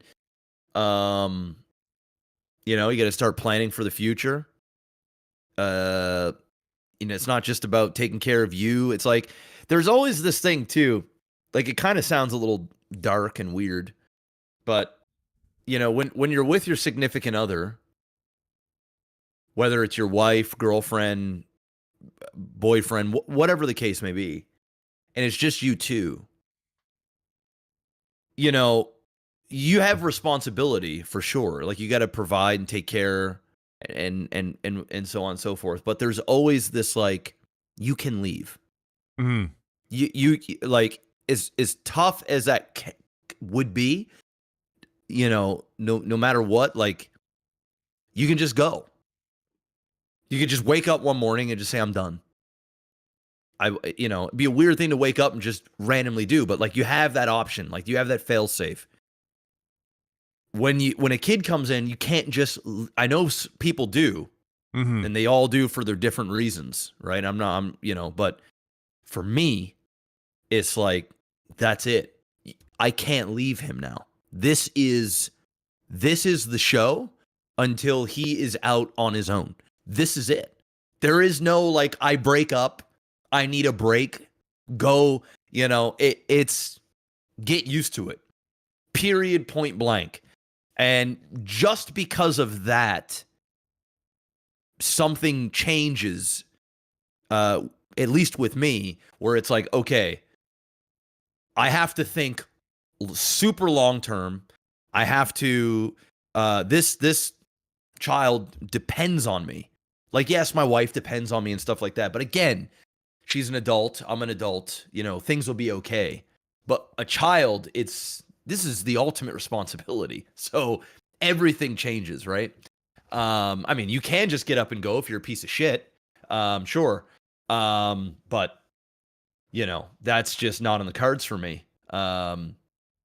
So yeah, it's very different. It's very different, but it's great. It's amazing. It's the best. So yeah, there's your answer. It all changes. I'm just gonna likely agree with all of that. I already know I don't have a kid yet, but that's just the way it is. I would agree with all of that. It fundamentally changes. The only way that it can't fundamentally change you is if you've forced yourself to mentally check out to the point where you can just walk away. And there's a handful of dudes out there that can do that, and that's crazy work, but they exist. Otherwise, yeah, there's something that switches in your brain. Yeah, and when I say walk away, like people get divorced and family split and there's custody and like that's different. But I'm talking about like somebody that just straight up has a child and says, I want nothing to do with this responsibility. That's who I'm talking about. Like the guys who go for cigarettes and never come home. Like that classic, you know. Exactly. That guy. Like I just couldn't. I couldn't. I'd rather be on the streets and I'd rather be dead. Yeah. There's just no like at that point it's you know, but I understand that life happens and sometimes your family splits up but as long as you're still making an effort, you're still, you know, providing, you're still being there in any capacity. It might not be an everyday thing and stuff like that. Like I get that. Trust me, I come from a divorced family, so like I know. But you know, to just get up and you know, bust your seed and see this child, I don't know how you I don't know. It's just I can't even compute it. But people go through shit, so it's true. Yeah. Xenon asks Adam, when can we buy your memoir? And then he titled it, "A Johnston Household Family Ass Whooping, a Mario Kart Story. I'll take it in hardback." Oh, fucking Jesus Christ, man. Bruh. Fuck. Jesus Christ. Damn. That's all I get. Is random people come to my stream. Generational ass whooping. It's like, listen, man, fuck off, bro. That was such a good line. You can't hate. It was a great line. So good. That was great. It was great. It was so good. It was great. Listen, man, I talk a lot of shit. Good. I talk shit. I've had the better half of you in many competitive things over the years, and you know what? You've earned this one. You've earned this one. You know what I'm saying? I gotta let you talk shit. I got no choice. I gotta take it. Oh my. Mr. Meogs, I think might have the last one of the day. I'll double check, but it's a classic Meogs again. It's a marry, fuck, kill, Mr. Black. Okay. These are all in their prime, apparently. And it's a legit marry, fuck, kill for once. It's not like, you know, some inanimate objects or some shit. Prime Sydney Sweeney. Prime Jennifer Lawrence. Prime Sofia Vergara. Oh. I can already tell you right off the rip. Oh. Okay? I can already tell you right off the rip. I'm You're only marrying Sofia Vergara 1000%. She's aging better than any of those other girls will ever hope and dream to be able to age. And when she was younger in her prime, can you handle all that woman, Adam? I don't care. All that? I don't care. If I'm married to her, she can figure it out herself. I don't care. I can figure it out.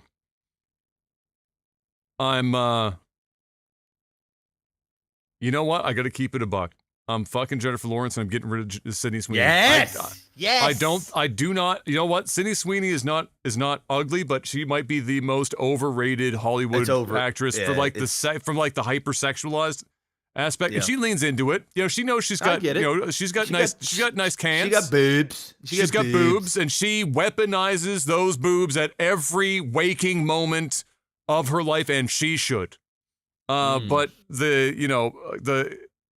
her face and personality have never even remotely been attractive to me at all. Jennifer Lawrence has got the girl next door personality. She's attractive on top of that, so that's that. But Sofia Vergara is, you know, that's a bro. Come on, that's a whole different animal entirely. That's a woman. That's a woman. That's I'm crazy. killing her. Sophia's dead. Oh! I'm you're crazy. I'm kidding. She dead. I'm smashing Sydney, presumably. Sydney. Yep. And I'm marrying Jennifer? the shit out of Jennifer Lawrence. Yes, I am. Boom. Now here, let me give you the reasons why. All right, Sophia, you're right. She's aging phenomenally. She's got that spice. But you know what? I feel as though, number one, she's older. So she's 52. But we're saying prime. All of these are prime. These are all prime, bro. Have you seen prime Sofia Vergara? This changes everything. This changes everything. It's prime for all three of them. Sydney's all dead. Of them are prime. Oh, she's dead. She's super dead. She's super dead. Listen. Oh my God. Oh, see, now he's in shambles. It's tough. Listen, I love Jennifer Lawrence, but Sofia Vergara is, dude. I'm just gonna be honest. I'm gonna say there are very few women who have ever been more attractive than Sofia Vergara. Very few, like incredibly low. Like the only one I can think of off the top of my head that's always been my like permanent crush is Adriana Lima. It's the only other girl I can think of that was generally and like across her age, it doesn't matter, young, current, post, after children, doesn't matter, permanently the most attractive women to have ever walked the earth. Sofia Vergara is in the short list alongside Adriana Lima. I can't not go with Sofia Vergara. And it's not just because she's attractive. She's also got a great personality. She's really funny. She's really funny. She's I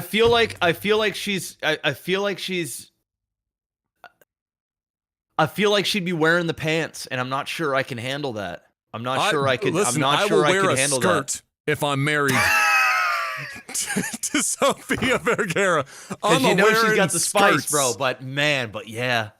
I wear whatever you want. I'm in women's lingerie. I am fucking strutting around in a high. Bro, I can't believe the fuck she wants. I can't believe I'm saying this. But I'm smashing Sophia and I'm marrying Jennifer. Woo! Yep. Damn. Yep. Yeah, bro. I respect it because man, I respect it. I like me some white girls. All right, some of it's preference. Don't get it twisted. But Jennifer Lawrence, it's Jennifer Lawrence, man. I feel like it'd just be a good time. Based off the movies, you know what I'm saying? I don't know. I don't think she's, seeing her in interviews, I think she's kind of just. She seems like a bro chick. Like she just seems like a chick that would be down to. She's the chick next door. That's the. Like, she is a. Yes. Chick next door. You type, know, for sure. And she's attractive, but she's not like Sophia attractive, where it just seems like Sophia's a lot. Like she takes hours to get ready. She's the center of the universe when you go out and you're doing things. She'd be the center of my universe, I would tell you that right now. Oh, yes. I mean, I get that, yes. But I feel like it's a lot. It'd be a lot. I feel like, especially Prime. Like, we're talking Prime. I mean, bro. That's why the Smash, hey, all right. But Mary, like, I don't know. I don't know if Sophia's the type of chick that is down to just, you know, kick back, eat some pizza, fucking throw on a shitty movie and just like vibe. I feel like everything would be a. I don't feel like she's an expensive chick. I don't know. Like I don't get that vibe. She gives me that vibe. She gives me high maintenance. She gives me high maintenance. She just does. She just gives me high maintenance, and she knows she's fine as hell, right? Like knows she's fine, right? Is gonna take nothing from nobody, right? True. And not only that, you gotta, like, when you go out, man, you gotta have to fight every dude out there because they're all looking, they want to touch. They, you know, it's just a lot of upkeep, man. It's something I could do for a week or two, but like, man, forever. God damn. But man, right now, when you're aging really poorly and she's just getting, she's keeping you young. That's where it kicks in, right? Jennifer Lawrence, I don't know. Would she be like, I don't know. This is a tough list. I could think of tougher lists, but this is a tough list. But listen, Sydney dead. Gone. She's not even in the discussion. No matter prime or unprime. No. She's in her prime now. So like if we're just talking about fucking, I am now she'd never do none of these women are coming near me. But if we're just talking about fucking, and I'm somehow lucky, I've won the cosmic lottery, okay? I'm still choosing Sofia Vergara over Sydney Sweeney. I'm still 100% right now. Oh yes. Right now. Oh yes. Today, o'clock. Yes. Oh, I'm with you on that. It's still Sofia Vergara over Sydney Sweeney. But I'm not marrying Sophia. I'm not marrying today. I can't marry. No, but that's just the age, age for like how long, you know, she'd be around or whatever. Yeah, that I appreciate, and I'd be a Jennifer Lawrence camp on that. But prime, you know, unless you can be with Sophia now, she's 52, right? We'll say we'll give her 30 years, right? Say she lives to be 82. By that time, Jennifer Lawrence, you could get off the Sophia train and jump on. Now you're going to have a lot more money, too. So then, now Jennifer Lawrence is in her 50s, and you get to do it all over again. It's the dumbest conversations. As if any of these women would even look in our general direction, bro. We'd be in shambles. I don't want them anyway. I'm happily married. I have my Jennifer Lawrence, Sophia, and Sydney upstairs. That's what I have. Preach. But at the same time, you're asking a question. I'm just answering. I mean, yeah, you gotta listen. You know, if I told Kayla, hey, what's it gonna be? Is it gonna be fucking, you know, is it gonna be Jason Momoa? Is it gonna be Henry Cavill? What's the other dude that I think she M would be like a Zac Efron, although he got weird. He got that big chin going on, stuff, done steroids and stuff that he's. I don't know if she's a bigger fan of Chris Evans or Chris fucking what's his name fucking Pratt? No, Thor. Oh, Hemsworth. So I don't know if she's a Hemsworth or an Evans fan more. I don't know which one she likes more. I think she likes Evans more. She likes Henry Cavill. Well, every woman likes Henry Cavill. I think she liked Evans more because when I wasn't bulge, in a weird way, I kind of look like a fucking dollar store version of Chris Evans. And so, and it was dollar store, but it's true. I kind of when he grew a beard, that's when it kind of dialed in on me. I was like, okay, in a weird way. if I had the juice and you put me in the gym, Yeah. I could be Budget there. Evans. Unfortunately, I have no hair. So I would say for her, it's probably, I would say, yeah. So Chris Evans, Henry Cavill would be the top two. And if I had to pick a third, I don't know if she's a Jason Momoa fan. I don't know if she is. I've never heard her talk that much. I think most women about... are, man. There's something barbaric. I think most women just, there's something about Jason Momoa. I saw him in person in Barcelona. Yes, it's true. You did. Yeah, he was rushing in and out. He was rushing out of the hotel and into a black SUV. He was filming Fast 10. But it's big dude. Who would be the other? I mean, Chris Hemsworth is probably a shoo-in. But I don't hear her talk about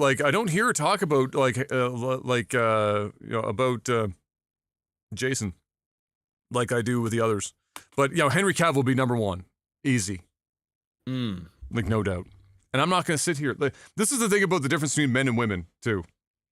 Like, we could sit here and have this Mary Fuck Kill meme and go on, whatever. And if our wives heard this, they might not say it, but they might catch some feelings about it. They don't like the idea of the men talking about the other women. It's just like they start comparing themselves. It's like, what does Sofia Vergara have that I don't?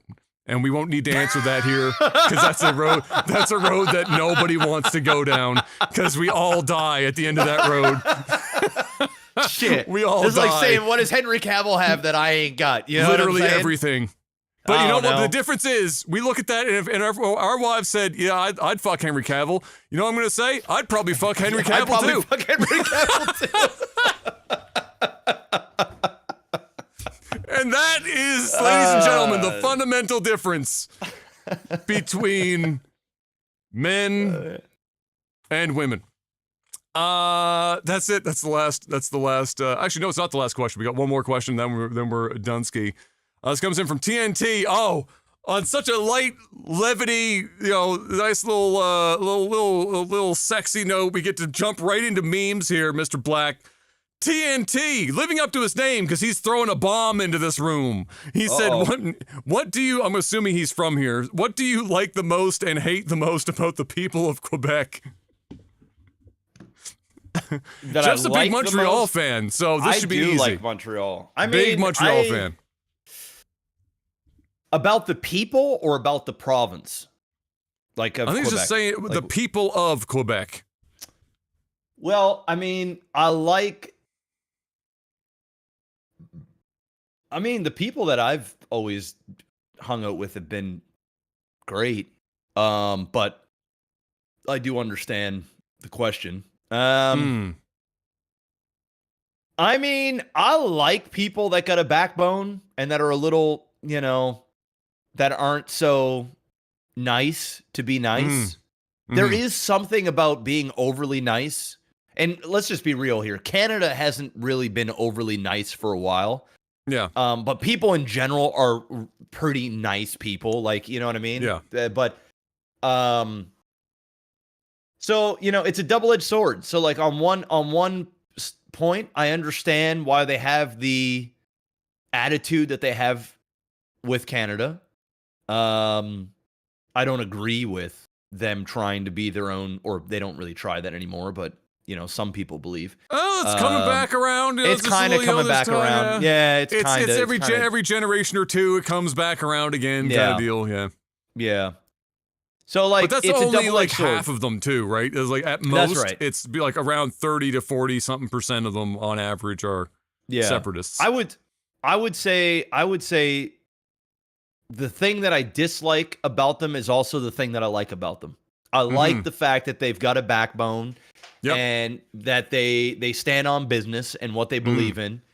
Do I agree with all of it? No, but they, there's a lot of shit I don't agree with, but I also can appreciate when people have morals or what they perceive to be, their convictions, and they stand on it.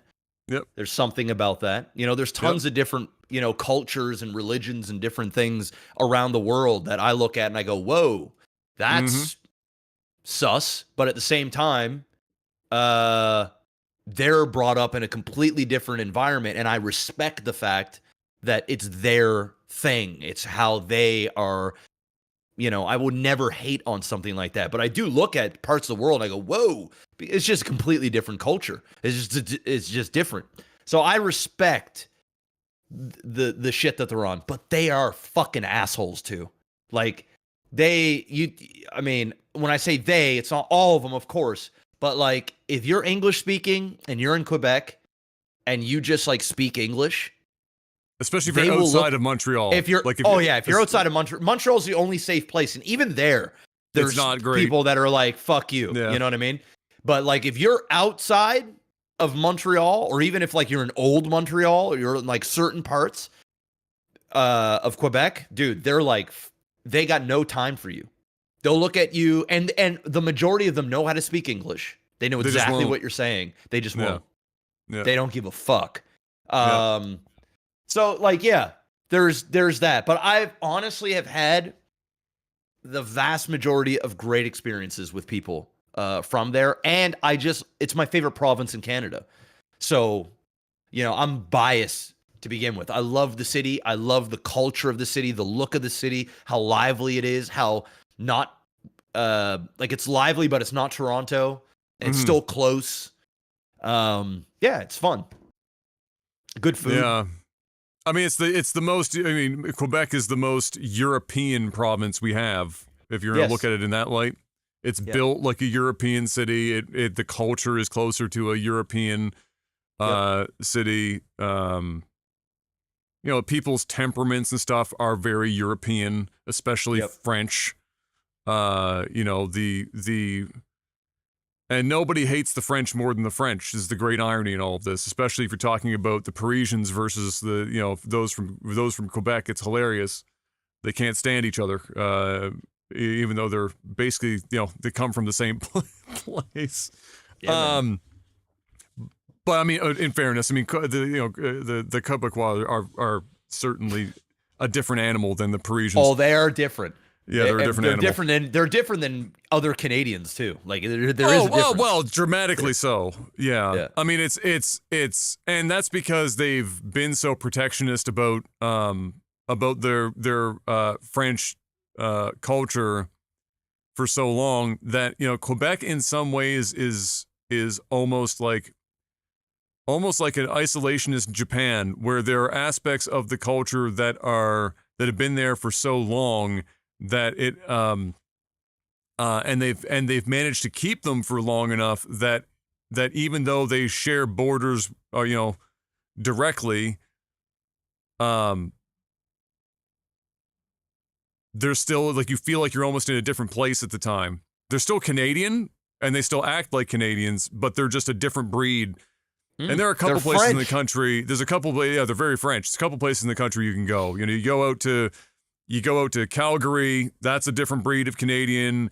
If you were going to pick three archetypes of Canadian, you're really looking at like Alberta, Quebec, and then take your pick of like you can combine the East Coast. So the East Coast and West Coast is similar too. Like Victoria type and British Columbia and the East Coast are very similar type of people. But I feel like BC and Ontario aren't that dramatically different from one another, like from like a vibe and cultural perspective. But like if you're gonna just pick the three like culturally kind of distinct, it's Eastern because we're the oldest and the smallest at this point, and then Quebec because of the French. And then Alberta because it is just it's still the Texas of Canada in the sense that it's like the Wild West kind of deal out there, and they'd be like the three they're the cowboys are out there kind of a deal. But as far as like me answering the question about Quebec, I mean it's like anything, it's less on average about the people and more about the government of Quebec. My biggest gripe with Quebec isn't that they want to protect French as their first language and all that stuff. I think that they should because the reality is this country was built on the war between the English and the French, and I like that we've kept that and that they've been able to keep that. I think that's important. I just don't like that they take that and the government takes that and weaponizes it to be the squeaky wheel that gets the oil at the federal government level, where they kind of extort the federal government for all sorts of shit that nobody else in the fucking country gets, because the federal government's always so worried that they're going to actually separate, to which I say, let them. Yeah. I'll feel bad for the people because it will last, it'll last fucking like a year and they'll fucking fold. But like the worst part about it is that they want to separate, but they want to keep the Canadian dollar. They want to keep the same trade relations across borders and otherwise. They want everything except to be part of Canada, which tells me it's just on principle and not about anything else. And that's what I don't appreciate about it. I want them to be able to keep everything else. I just don't want them to weaponize that shit to extort a government that's already fighting an uphill battle as a country on a global scale right now of only 40 million people.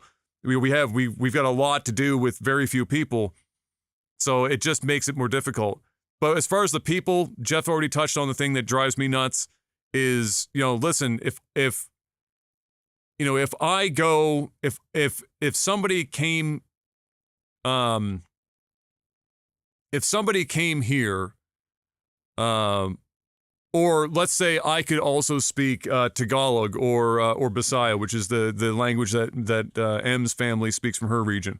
Let's say that I learned to speak that, and then there's a new Filipino immigrant that comes here.